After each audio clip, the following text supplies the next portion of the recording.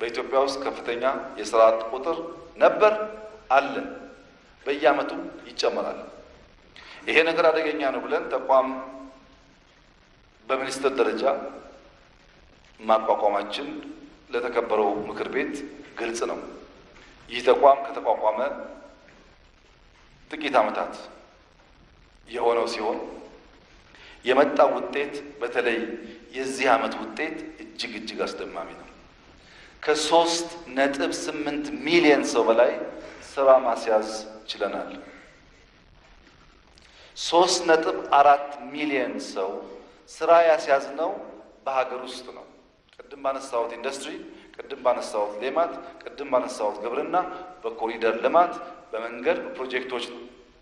3.4 ሚሊዮን በሀገር ውስጥ ስራ ያልነው ከመጣልን ሪፖርት 17%ን ቆርጠን በጣም ኮንሰርቫቲቭ የሆነ ፊገር ነው።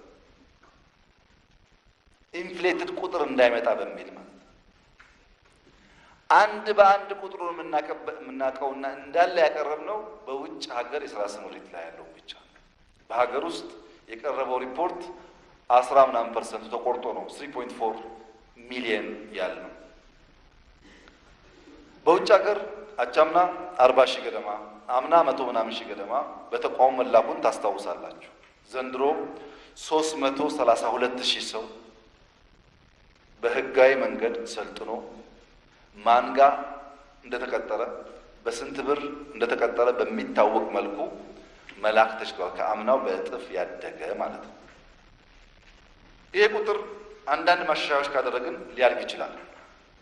ይሄ ቁጥር በራሱ መንገድ የሚሄደውን በደላላ ሚሉን አይጨምርም። በተቋሙ ሰልጥኖ ተመዝግቦ የሄደውን ብቻ የሚመለከት ነው። በጣም አስደማሚውና ተስፋ ሰጪው አዲሱ ዘርፍ ደግሞ ቢፒኦ ነው። ስታርታፕ እናጠናክር ብለናል። ሪሞት ጃብ የሚባል አውትሶርስ የማድረግ ከዚህ ቀደም በህንድ የሚታወቀውን የኢትዮጵያ ወጣቶች እዚህ ተቀምጠው አሜሪካ ያለ ኩባንያ ኮድ ማድረግ እንዲችሉ ሶፍትዌር ኢንጂነሮች ከሆኑ የተለያየ አናሊሲስ ስራ፣ የዳታ ትሪያንጉሌሽን ስራ የሚሰሩ ወጣቶች ተፈጥረዋል። ይሄ ቁጥር በሚያስደንቅ ሁኔታ 60 ሺህ ሰው ደርሷል። እነዚህ ወደ ውጭ ከምንልካቸውም የሚሻለው አንደኛ ከፍተኛ ደሞዝ ተከፋይ ናቸው፣ ሁለተኛ ሀገራቸው ቤተሰባቸው ጋር ሆነው የሚሰሩ ናቸው። ምናልባት ዳውን ሳይድ ካለው ቀን እየተኙ ማታ ባለው የታይም ዲፍረንስ የሚታጠሩ ሊሆኑ ይችላሉ። ከዚያ በተረፈ በጣም አጓጊ የስራ መስክ ነው።